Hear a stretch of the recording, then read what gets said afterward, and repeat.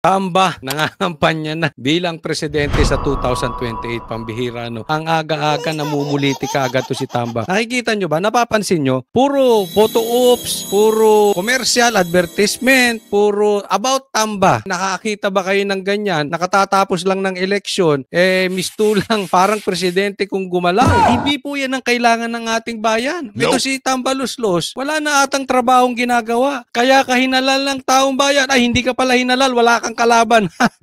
Pero anyway, kaya ka nandiyan ay para gumawa ng batas, para masugpo mo ang inflation, ang kagutuman, ang kakulangan ng trabaho. Hindi yung forma ka ng forma dyan. Ang dating nito si Tamba ay parang presidente magsosona, pambihira. Ewan ko naman sa inyo mga congressman kung susuportahan nyo pa ito at gagawin nyo pang speaker. Binuko na nga ito ni Chanco di ba? Na nagbayad para lang pumirma sa impeachment.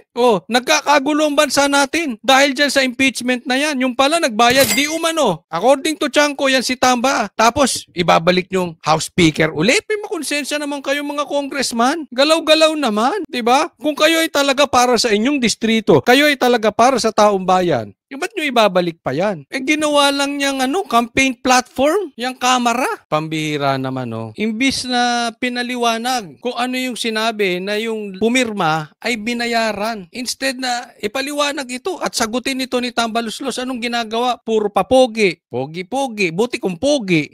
Hindi naman. Puro pa photo ops. Ay sus. Daig mo pa ang presidente. Hindi ka mananalo sa 2028 Tamba Luslos. Asahan mo yan. Tigil-tigil mo yung puro announcement mo about sa iyong sarili.